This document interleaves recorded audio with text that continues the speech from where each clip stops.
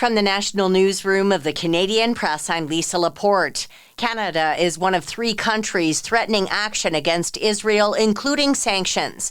A joint statement from the leaders of Canada, France, and the UK calls on Israel to stop its, quote, egregious new military actions in the Gaza Strip, while criticizing the decision to allow a limited amount of aid into the territory. This comes as Israel and the United Nations confirmed the first few trucks of aid entered Gaza today. Canada Post says it's received strike notices from the union representing 55,000 postal workers. The Crown Corporation says the notices state the employees plan to hit the picket line starting Friday at midnight. U.S. President Donald Trump had a phone call today with Russian President Vladimir Putin concerning the war in Ukraine. Trump says the call went very well and negotiations between Russia and Ukraine will start immediately.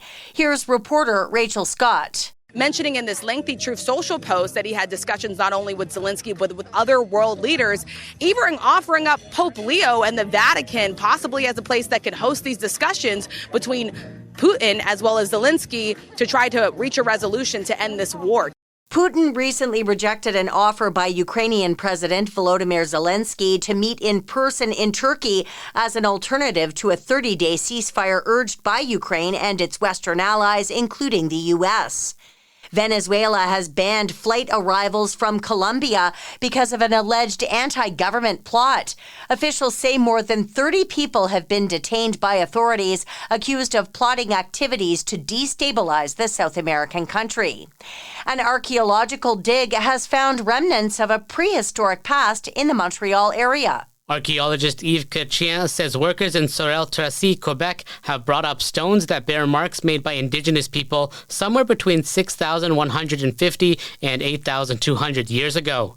The artifacts are much older than most prehistoric objects that have been found in the area and could lead to new insight on that period in history. Chrétien says the dig area didn't show signs of a settlement, so it was likely a place people transited through. He says all the items found at the site will be cleaned and studied before they are eventually turned over to the city for storage or display. David Augustine, The Canadian Press. And a new study suggests hitting the snooze button can impact your sleep. Doctors say you're better off skipping the snooze. A new study published in the journal Scientific Reports quotes researchers who say the minutes just before waking are the most important phase of sleep when rapid eye movements are at their peak. Snoozing interrupts that. Their advice, set your alarm for the latest possible time and then commit to getting out of bed the first time it goes off. Sherry Preston, ABC News. This is the Canadian Press. In sports, defending champion Czechia shut out Germany 5-0 today to stay unbeaten at the Ice Hockey World Championship. The Czechs complete the group stage against the third-place Americans on Tuesday. CF Montreal looks to put a humbling 6-1 weekend loss to visiting Toronto FC behind it when it visits Forge FC Tuesday in the opening leg of their TELUS Canadian Championship quarterfinal.